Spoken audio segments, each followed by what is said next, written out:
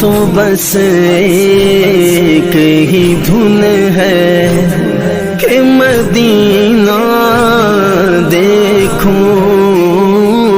किसी को सलाम कहलवाया और वो कहना भूल गया तो क्या उसको गुनाह मिलेगा या नहीं मिलेगा?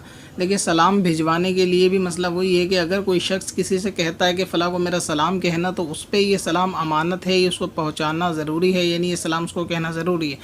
मगर ये मिसले माल वैसी अमानत नहीं कि अगर वो शख्स मौजूद नहीं है तो ये उसका सलाम कहने के लिए उसके गांव तक जाए या इतनी दूर का सफ़र करे कि एक सलाम पहुंचाने के लिए, इस तरह का नहीं है। जब ये शख्स इसको मिले या जब ये कुदरत रखता हो, उसके करीब हो और ये उस वक्त सलाम कह दे, इसका वाजिब अदा हो जाएगा। कुछ लोगों के अंदर देखा ये गया है कि वो सलाम जब ऐसे शख्स कहलवाते हैं तो ये वहीं हाथों हाथ उसका जवाब दे देते हैं। ऐसा भी नहीं है, जिस शख्स को सलाम कहलवाया जा रहा है जवाब उसको देना है।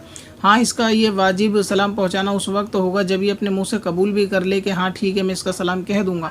अगर ये शख्स ये कहता है कि भाई अगर मिल गया तो मैं सलाम कहूँगा वरना मैं सलाम नहीं कहूँगा, यानी ये पूरी जिम्मेदारी अगर नहीं लेता, तो इस सूरत में इस पर कोई वाजिब नहीं कि जाके सलाम गए। लेकिन जब इसने इस बात को कबूल लिया कि मैं इसका सलाम पहुँचा दूँगा, तो अब ये शख्स जब इसको मिलेगा तो इसको चाहिए उसका सलाम इसको दे दे और ये ख़ुद सलाम का जवाब ना दे कि जिस तरह सलाम कोई कहता है तो वहीं पे जवाब दे दिया जाता है। बहुत सारे लोग ये सिखाते हैं कि जब कोई सलाम गए तो आप वहीं पे सलाम का जवाब हाथों हाथ दे दिया करो, इस तरह आप पे पहुंचाना ज़रूरी नहीं होगा। तो ये बिल्कुल गलत बात है। अब रहा ये कि अगर कोई शख्स सलाम जिसने कहलवाया वो कहना भूल गया, तो भूल जाने की सूरत में जबकि इसके दिल में ये नीयत थी कि वो मिलेगा तो मैं सलाम ज़रूर कहूँगा, मगर ये भूल गया, तो ऐसी सूरत में गुनाह तो नहीं होगा। मगर जब ये शख्स इसके सामने आए तो इसको याद आने पर इस तक उसका सलाम पहुँचा देना, ये इसकी अमानत है, सलाम को जो है वो पहुँचाया जाएगा।